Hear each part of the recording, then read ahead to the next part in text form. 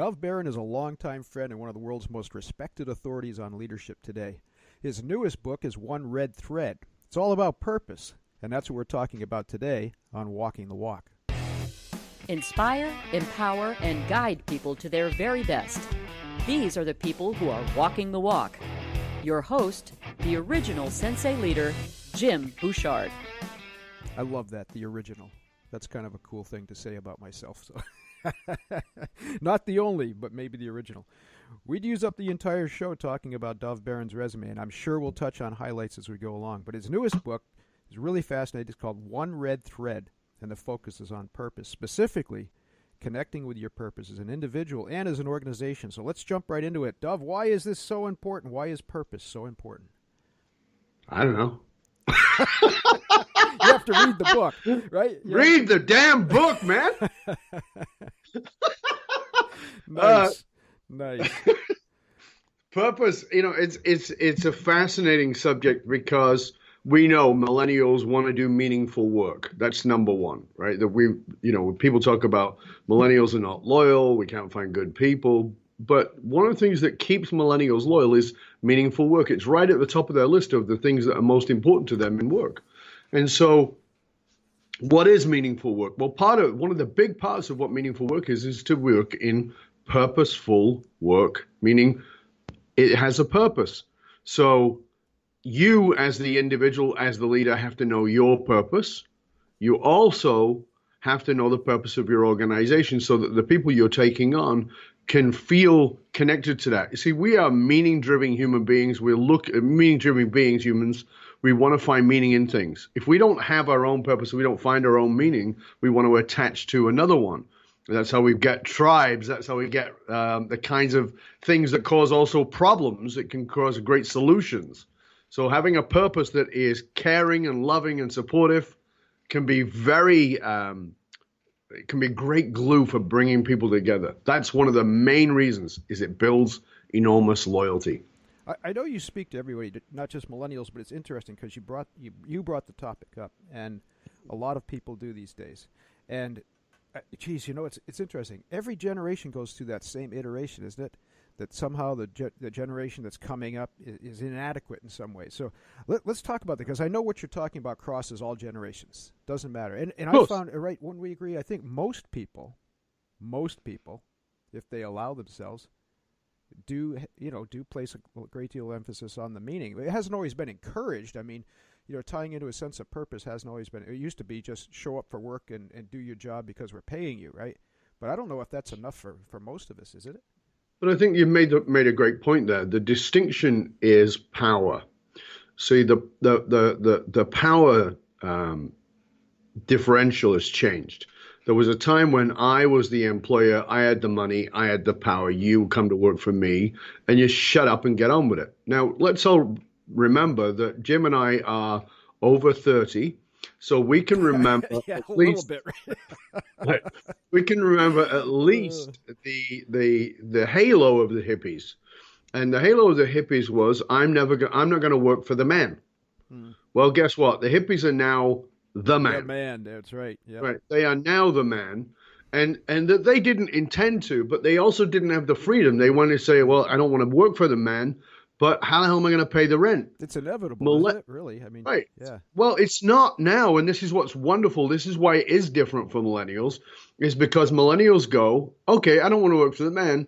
With $20 in my pocket, I can build a website and I can start my own thing. Oh, I see. Yeah, that's the distinction. The power has shifted because of the internet, that they have the freedom to say no.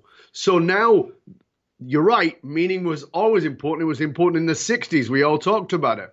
But now meaning has come back to the surface because now I actually have the power to say, I am not having anything to do with that. I don't want to be part of that. And so I'm going to go do my own thing. And the distinction is, you're absolutely right, millennials are doing it, but so are Gen Xers and so are baby boomers. And many people who had worked for a company for 20 years, when the recession came, realized, oh, I can't trust the big company. I better watch my own back. So yes, meaning has come forward, purpose has come forward strongly in millennials, but it was always there in all of us. Funny as you And were so talking. having a meaning, purpose-driven company changes everything. You were talking about, excuse me, the hippies and whatnot, and my lava light just switched on. It's on a timer. Anyway, You didn't drop some acid as that came on, right? not today. No, not today. No, because I was, if that's the case, we're going to stay on longer because I'm actually looking forward to this experience. Well, you just legalized pot up in Canada, so when I visit, we'll have to we'll explore some of the old days. It's been legalized. It's been legalized across the nation. It was decriminalized in British Columbia about 3 years ago. There's the world's best pot is right here in Vancouver. I don't smoke pot. I haven't done since I was in my 30s. I was going to say, careful. You might be violating a statute of limitations that isn't expired yet. Yeah, no, I don't do it because if I do, I get high coughing. So there's no point in that. There you go. Anyway, and since that's a part of my life I've left long in the past, we'll leave it there, huh? Okay.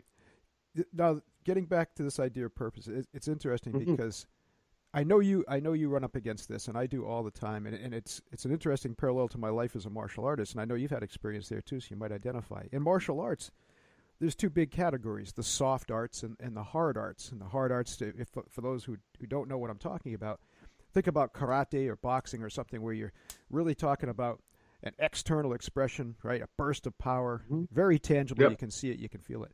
Internal, really, in a physics sense, applies more leverage, right? Deflection, things like that. Yep. So flexibility. So at any Absolutely. rate, in martial arts, remember I had a master one time, and I asked him. I studied mostly at that time in Kempo, which was considered a blended hard soft art. But when I asked him, I said, I was a little confused at first. I said, what kind of art do we study? Is it hard or soft? He said, hard, always hard. Big macho guy. And I realized, well, he wasn't right, and that the power really was in the soft arts. And it's the same thing, right, in what we're talking about in leadership and the sense of purpose. So I get a hair across it when people start to diminish the power of something like purpose by saying, oh yeah, the soft skills.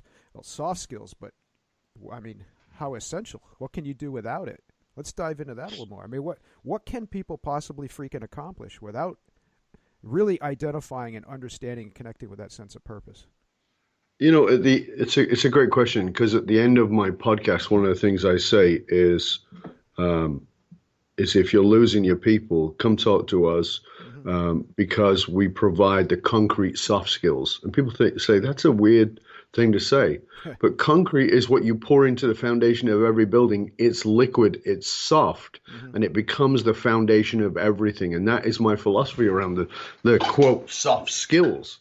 And you and I know we very much agree on this, is that the tactical, the strategic, all those things are wonderful and great. Enjoy them. It's fabulous. Even, yeah. But if you don't know how to work with your people, if you don't know how to get the best out of your people, unless you are running 1,000 machines, it doesn't work. So it's your people skills. It's knowing how to tap into the power of that individual. Because we've all had the experience of working with somebody and going, God, this person's useless. And then finding that same person in a different position and going, oh my God, they're a megastar. Right, exactly. So how is that possible? Because they were useless in the context of a particular hard skill.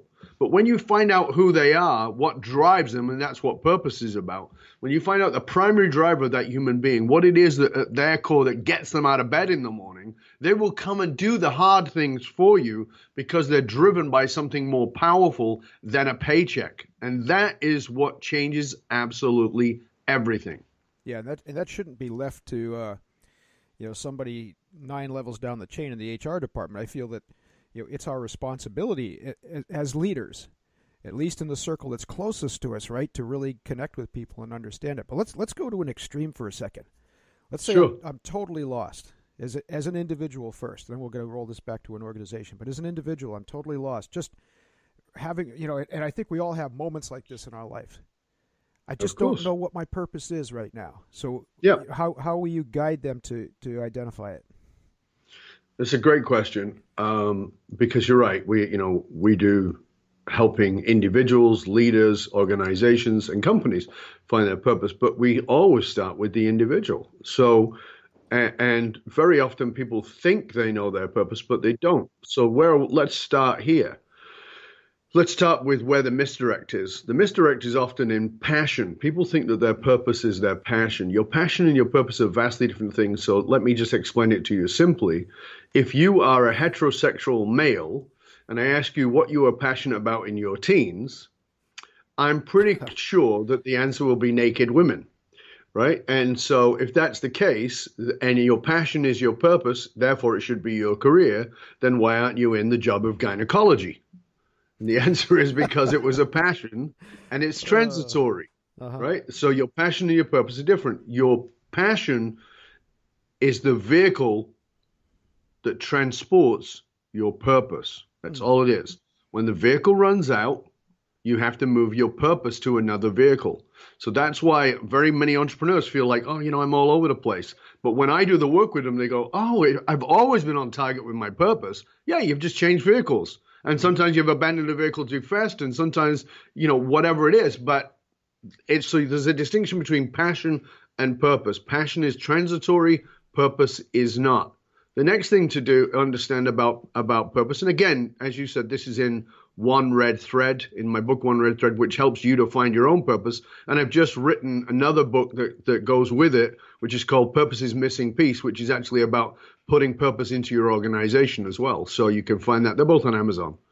However, one of the other places where people get misdirected is we think that we're going to find our purpose in our joy. So we go, I'm so in the flow with this, and this is my joy, and so this must be my purpose. No, actually, that's another misdirect.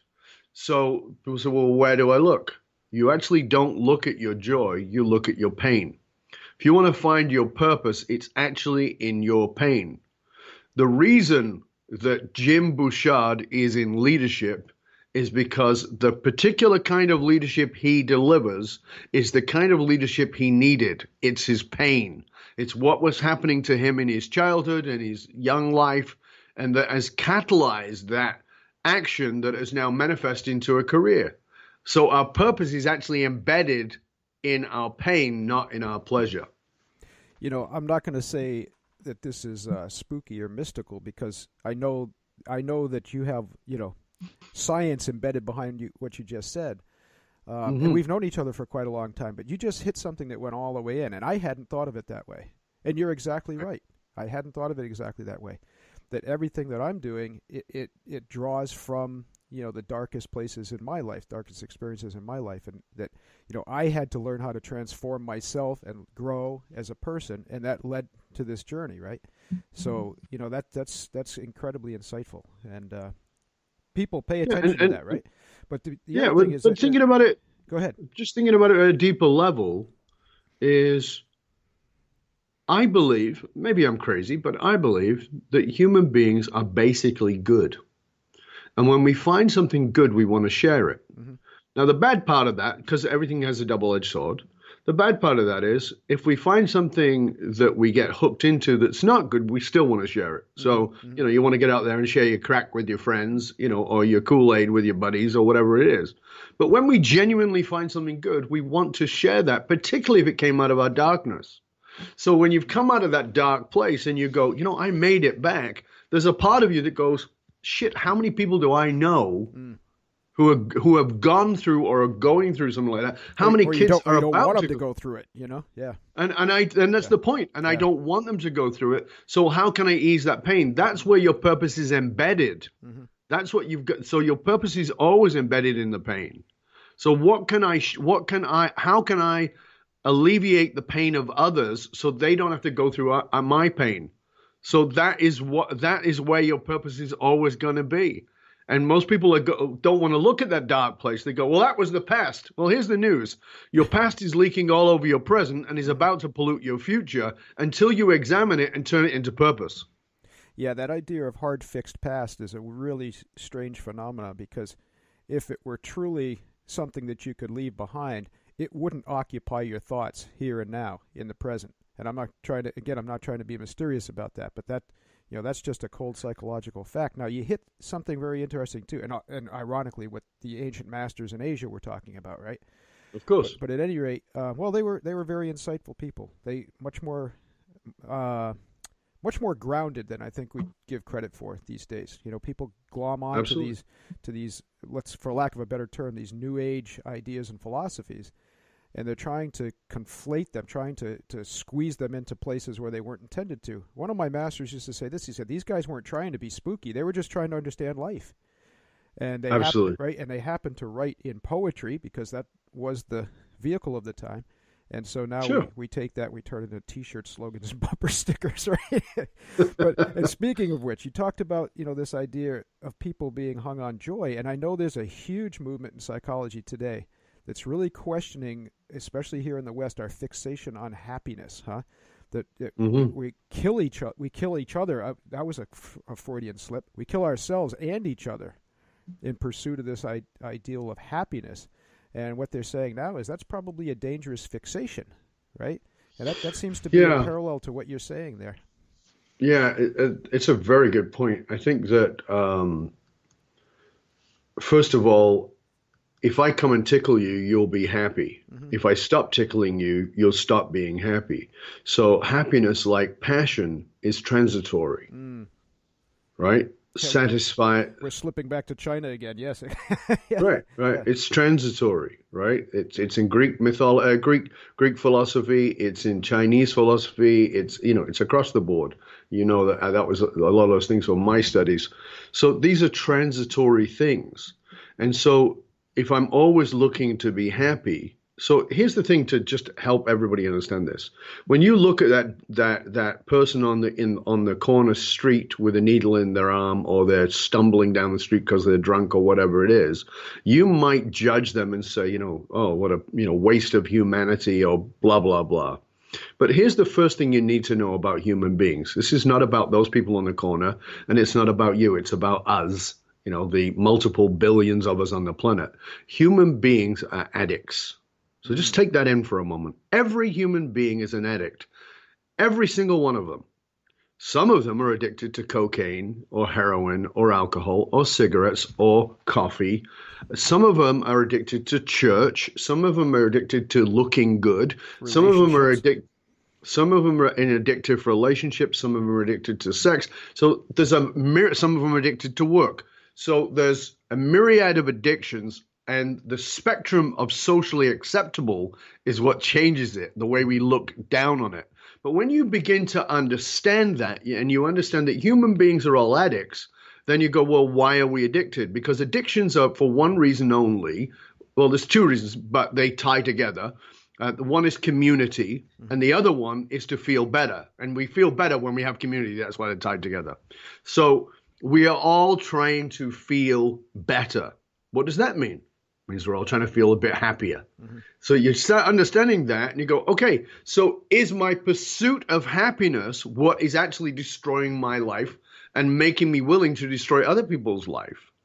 As opposed to, how can I live a life that is purposeful, meaningful, and impactful? And as a byproduct, I get to feel better. So the byproduct is the happiness, as opposed to the pursuit of happiness, which is vastly different, because one is narcissistic and destructive in the happiness-driven one. The purpose-driven one is service-driven. It's caring, it's loving, and it's deeply fulfilling, and it gives the secondary result of happiness, but in the understanding that it's transitory. No, I'm glad you said that. That's a huge point, and it's much more tangible. I mean, your purpose can be clearly defined. So, in that respect too, and I can already tell this is going to be a conversation. We're going to have to bridge this over several episodes. But for now, let's talk a little bit more about this from an organizational perspective. Now I know you and I are singing in perfect harmony that an organization is nothing more than the collective efforts of a bunch of individuals, right? But people still try to put it off in a different category, and I think, and I understand why. If we're talking about things from a technical management perspective, which is, I think we both agree, is important for an organization to survive. Of course.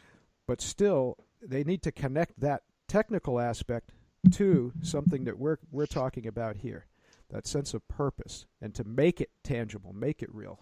how does a leader of an organization sort of rally the troops? And here's a side question, and they're tightly related, because this comes up in workshops all the time. Is it the sole responsibility? I mean, usually by default, the founder sometimes defines the purpose, at least at first. But is it the sole responsibility of the top management to define that purpose, or should they be open to an evolving purpose that comes from all different levels depending on what they're facing at any given day?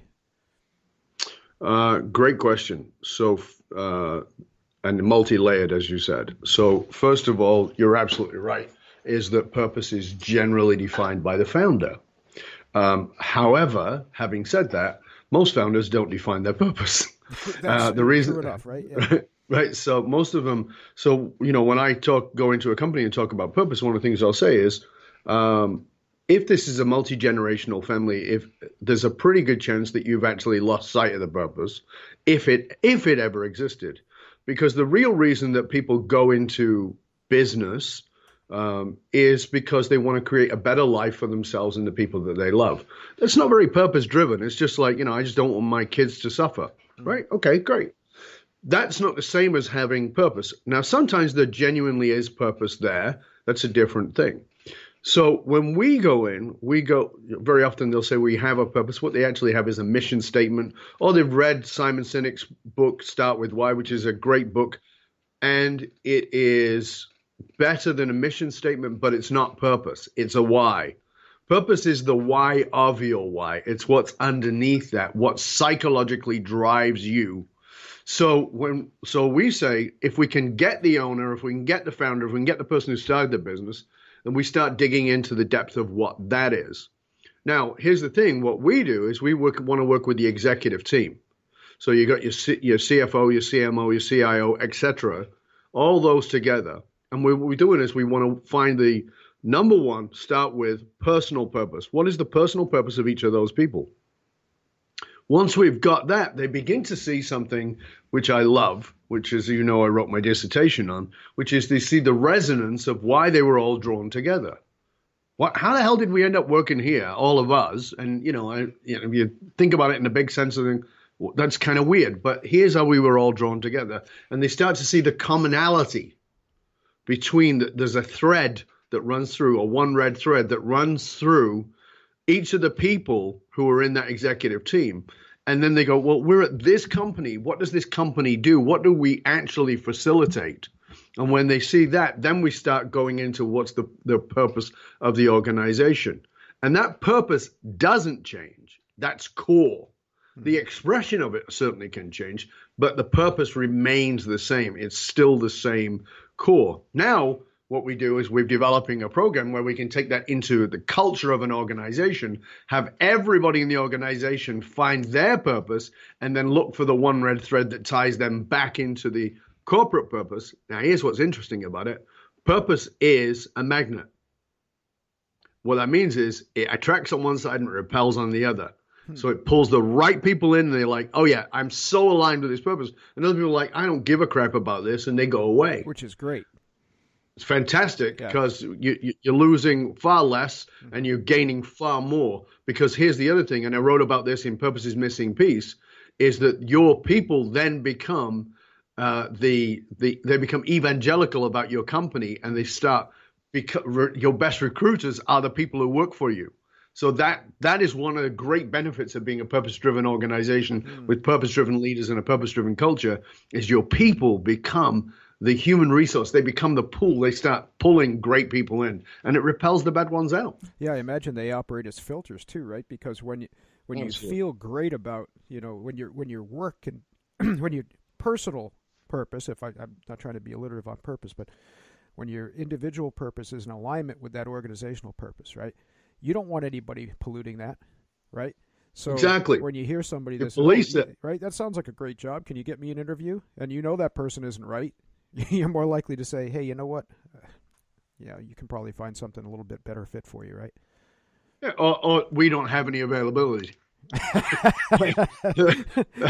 Or I don't want you stinking up my office.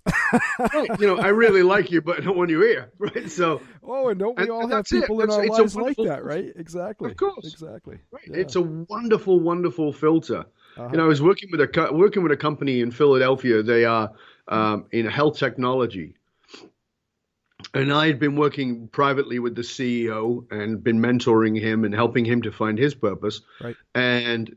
And he said to the executive team, "We're going to bring Dov and Ren in, and we're going to do this." And they're like, "Oh my God, they're so busy." And Jonathan's the chief medical officer. He's like, "I don't have 2 days to take off." And he's literally flying all over the world constantly. I don't have time for this, and I don't believe in this woo shit. That's his words, not mine. Right. I don't believe in this woo shit. And he's a surgeon, a chief medical officer, a pilot, and an inventor. So, you know, he's a very left brain kind of guy.